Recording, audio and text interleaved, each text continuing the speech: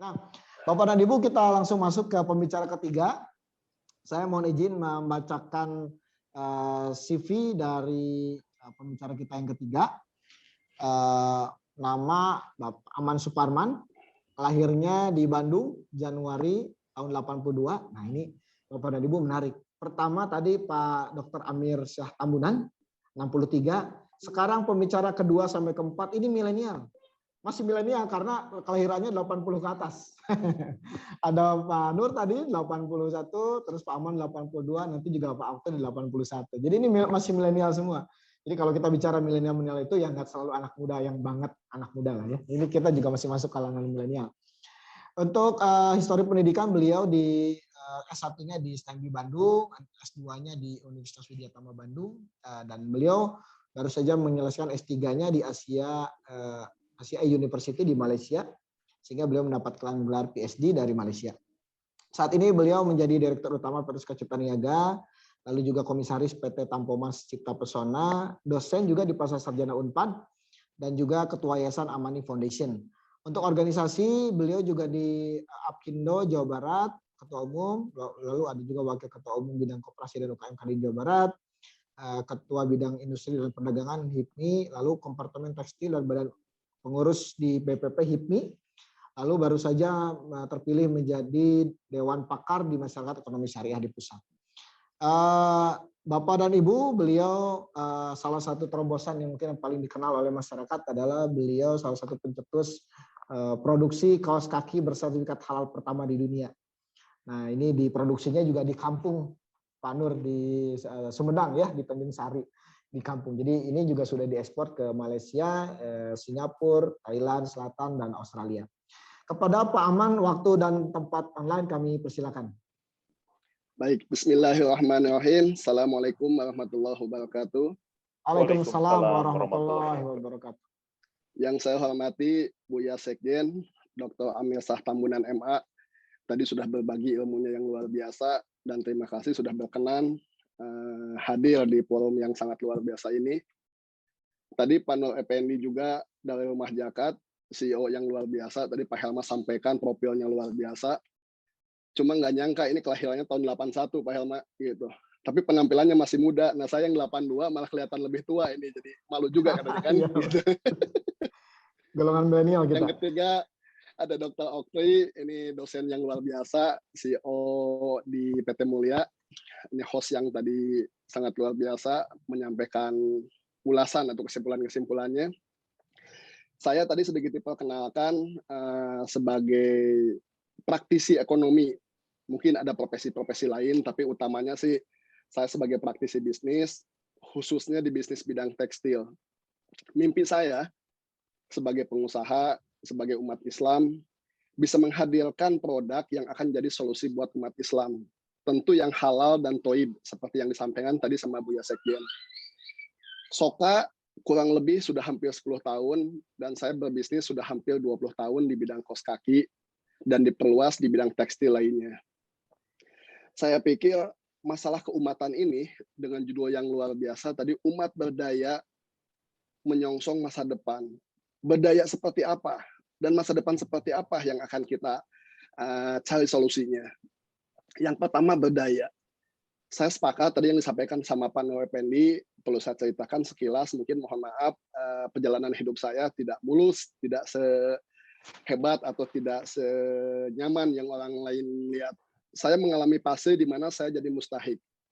Artinya pada saat orang tua saya meninggal, saya dibantu sama lembaga-lembaga, teman-teman, dan di situ punya cita-cita untuk menjadi muzaki.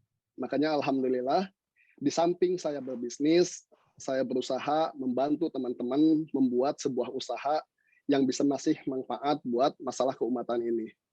Jadi saya sebagai pengusaha fokus terhadap solusi. Di bidang tekstil, khususnya kaos kaki, mungkin Bapak Ibu sekalian, tadi Pak Helma menyampaikan ada yang namanya kaos kaki halal. Ini orang bingung. Selama ini halal itu identik dengan makanan dan minuman. 10 tahun yang lalu, mungkin 20 tahun yang lalu, booming lah yang namanya wadah kosmetik halal.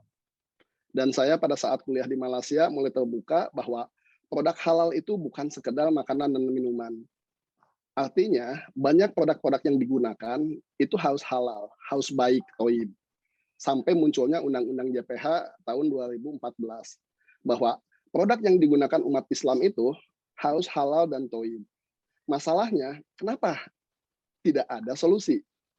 Mohon maaf, khususnya di tekstil, karena sebagian besar umat Islam, mohon maaf, hanya menjadi penonton dan pengamat di bidang bisnis. Nah, harapan saya, mudah-mudahan ada sebagian yang mau mengisi kekosongan ataupun mengambil positioning menjadi pelaku ekonomi. Itu harapannya gitu. Jadi pada saat menjadi pelaku ekonomi, mudah-mudahan insya Allah kalau soleh, berarti dia bisa membayar zakat menjadi muzaki. Bisa membayar sedekah, sodakoh, infak maupun wakafnya. Nah, jadi saya ingin berbagi bahwa apa yang dilakukan itu tentu untuk kita sendiri dan untuk orang lain, umumnya untuk umat Islam. Bahwa pada kenyataannya di masyarakat masih banyak yang menjadi mustahik, banyak yang belum paham tentang ekonomi, semua berperan dengan baik. Saya punya usaha di bidang wisata, tentu ingin menghadirkan wisata yang baik. Saya punya usaha di bidang tekstil, tentu ingin menghadirkan usaha yang baik. Nanti mungkin akan dibahas lebih detailnya. Nah, saya tadi melihat pemaparan dari Pak Nur Effendi sebagai CEO Rumah Zakat, sangat luar biasa potensi yang ada di Indonesia ini. Jadi kalau beliau menyampaikan tadi 2,5% zakat aja segitu besarnya, wakaf sebegitu besarnya, kebayang kue ekonomi yang komersil ini segimana besarnya. Artinya, mohon maaf, UMKM yang 99,99 kontribusinya cuma 54-55%. Artinya banyak kue-kue ekonomi yang diisi sama pelaku-pelaku yang notabene bukan umat muslim. Sehingga mereka tidak paham kebutuhan umat muslim. Gitu. Jadi kalau bikin produk ya asal murah, asal bagus, masalah halal haram ya kalau tidak ada permintaan itu urusan nomor sekian. Gitu. Nah, saya ingin sedikit membahas tadi masalah masa depan.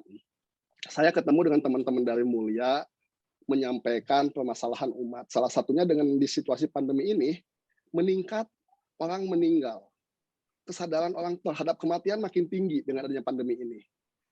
Sehingga ini mewujudkan atau berharap bahwa ada solusi atau ada permasalahan-permasalahan yang harus dicarikan solusinya sama pengusaha ataupun sama teman-teman yang punya kompetensi di bidang masing-masing. Saya tanya ini, Mulia bergerak di bidang apa? Salah satunya perlengkapan jenazah. Kenapa jenazah? Karena fardu kifayah. Jenazah itu orang mati, orang meninggal, nggak bisa mengurus sendiri, nggak bisa belanja kain kafan. Nggak bisa dia menguburkan sendiri. Tentu fardu kifayah buat umat Islam untuk mengurus sampai selesai. Nah, artinya di situ ada kebutuhan. Tentunya di situ harus ada solusi. Gitu. Nah, saya melihat kebetulan ada saudara saya yang meninggal. Kain kafan yang digunakan, mohon maaf, basically karena saya orang tekstil, pada saat dipegang itu bahannya keras banget.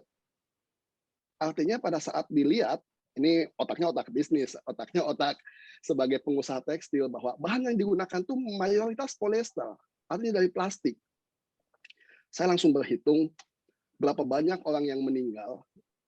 Kurang lebih aja kita ambil asumsi ukurannya 1 meter dikali 10 meter. Artinya 10 meter bahan polyester kita tanam di bumi, kita kuburkan, dan kebayang 100 tahun lebih itu baru terurai bahan itu. Sedangkan kalau kita merunut terhadap hadis Nabi yang diriwayatkan sama Bukhari atau Muslim, bahwa Rasulullah itu meninggal dikafankan dengan bahan katun dari Yaman. Artinya bahan yang mudah terurai. Supaya di bawah 1 tahun, kain kafan itu udah terurai menyatu dengan tanah. Karena bahannya bahan alami. Bukan polyester yang dari plastik, supaya harganya murah, warnanya juga kuning, padahal disunahkan kita memakai yang warna putih. Gitu. Itu yang pertama. Yang kedua, pada saat saya memakaikan kain kafan itu, kesulitan untuk menjahit. Kenapa? Karena ukurannya cuma lebarnya 90. Artinya, ukuran manusia itu lebarnya kurang lebih ya di atas 1 meter. Pada saat digulungkan, dijahit lagi. Nah, otak pengusaha saya jalan, harusnya nggak boleh pakai 90. Harusnya pakai yang ukuran 150. Nah, kenapa kita nggak bisa melakukan seperti itu? Karena kita bukan pelaku ekonomi. Karena kita bukan pengusaha di bidang tekstil. Yang mayoritas, mohon maaf, pelaku ekonomi di bidang tekstil mayoritas non-muslim yang tidak paham kebutuhan umat muslim. Gitu. Jadi saya apresiasi langkah-langkah yang dilakukan sama teman-teman mulia. Saya sebagai pengusaha, sebagai perusahaan profit yang di bidang tekstil, komitmen bahwa produk yang kita hasilkan itu harus halal dan toib. Artinya toib di situ baik. Baik buat siapa? Baik buat lingkungan, baik buat masyarakat. Nah, artinya kalau kita umat Islam bersatu, berkolaborasi, terdidik, sekolah lagi, bahwa ini bisa menjadi solusi untuk umat Islam dalam menjalankan syariat-syariat Islam. Mohon maaf, kebetulan saya mengajar juga di kampus. Kita bagi-bagi tugas dengan teman-teman dosen di kampus. Ya, tugas beliau mengajarkan, meneliti, nah, tapi diharapkan lebih banyak lagi pelaku ekonomi, pebisnis yang bisa menjadi solusi-solusi atas permasalahan umat. Terbayang, kalau pelaku di bidang keuangan, mayoritas non-muslim, dan tidak ada tuntutan dari umat muslim untuk menggunakan syariah, ya tentu nggak akan jalan dengan prinsip konvensional seperti saat ini. Tapi pada saat umat muslim bergerak di bidang bisnis, keuangan, tentu akan berpikir sistem bisnis yang sesuai syariah. Itu mungkin pandangan saya. Jadi saya tidak akan panjang lebar. Ini kalau dosen biasa ngomong 1,5 jam Pak Helma gitu. Jadi kalau 15 menit kita ambil garis besarnya aja lah. Jadi closingnya nanti mungkin kan ada launching, ada diskusi. Intinya gini, kita berkolaborasi, saling membantu. Pada saat bicara masa depan di kehidupan, dan masa depan setelah kematian. Mungkin setelah kematian tadi disampaikan bahwa yang akan kita bawa pulang ilmu yang bermanfaat, doa anak yang soleh, dan tentu amal jariah. Termasuk biswab yang disampaikan sama Pak Nur Effendi. Yang kedua, masa depan di kehidupan. Artinya umat Islam harus berdaya, harus mampu. Sehingga tadi disampaikan di zaman Khalifah Umar bin Abdul Aziz, bukan sekedar pemerintahnya yang hebat mengkoleksi atau memungut zakat, tapi masyarakatnya berdaya, mampu menjadi pelaku ekonomi. Gitu. Jadi harapan saya, kita umat muslim, dalam forum diskusi yang baik ini, umat berdaya menyongsong masa depan. Masa depan di dunia dan di akhirat. Meskipun tadi ada note yang menurut saya sangat cerdas, bahwa gerbang atau jembatan masa depan di dunia dan masa depan di akhirat itu harus meninggal. Dan kita nggak pernah memikirkan hal itu. Saya lakukan penelitian kecil-kecilan. Anak muda, pada saat ditanya, di mana beli kain kafan, nggak tahu. Di online, yang meninggalnya jam 2, nggak mungkin pesan online besok. Artinya harus ada solusi channeling yang bagus. Mungkin Pak Okti bisa menyampaikan program-program ke depannya. Saya pikir jumlah masjid di Indonesia itu, data dari DMI, katanya Pak JK mengatakan ada 1 juta masjid. Nah, mungkin dari MUI, saya pernah baca data, ada 800.000 masjid. Artinya ini jaringan yang sangat luar biasa, channeling yang sangat luar biasa. Orang yang mohon maaf, pada saat hidupnya kurang rajin ke masjid, pada saat ada keluarga yang meninggal, mereka kebingungan gimana cara mengurus jenazah. Yang dicari siapa? Pak Ustadz. Datanglah ke masjid.